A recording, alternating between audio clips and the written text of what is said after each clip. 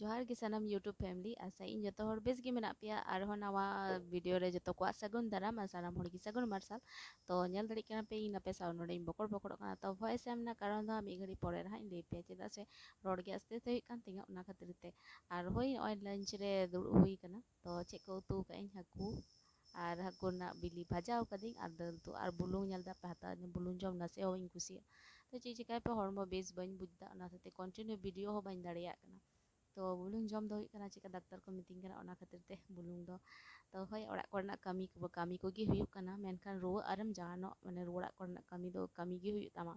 गिति कम तो मेरे को हे रुवा कना आजम दाड़ा बड़ा तो मोटे गी बाको मेना जे हे उनी दो रुवा कना तो कोते कोते ना 5टा बजा कना और चे को कमी हुई कना ना हो नासिना हुडिंग दाड़ा देखा पे कना नय ता तो काद मादा सुर कान तले दा होते ते तो ने को गी कमी कान तना बाबू तले जतो हड़ गेले कमी थेना तो हय निया को गे कमी बढ़ा निया कमिया से फोन सागा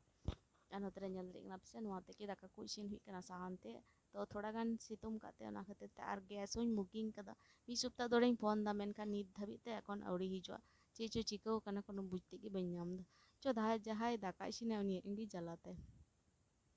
और हय नोआ को गे ओड़ा करे कमी कना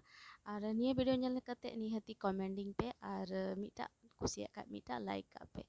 ऐसे तो हपिया कमेंट पढ़ाते और मिटा लाइक नामते दमेगी मोटिवेशन बुझ थाना ओना खातिर ते आपे ठेइंग आसो जे मिटा रहो कमेंट का पे कोते कोते नोड़ाई 5टा रगे और 5टा तो दमे गे रेंगेजिंग कना बाबू मीटिंग कना निये अगुआम कना जमे अगु दिंगे तापरे मीटिंग कना जमे तो निये रे आकिन किन जमा कोते कोते एकदम इसिन बड़ा हुईना आयुना तो नोय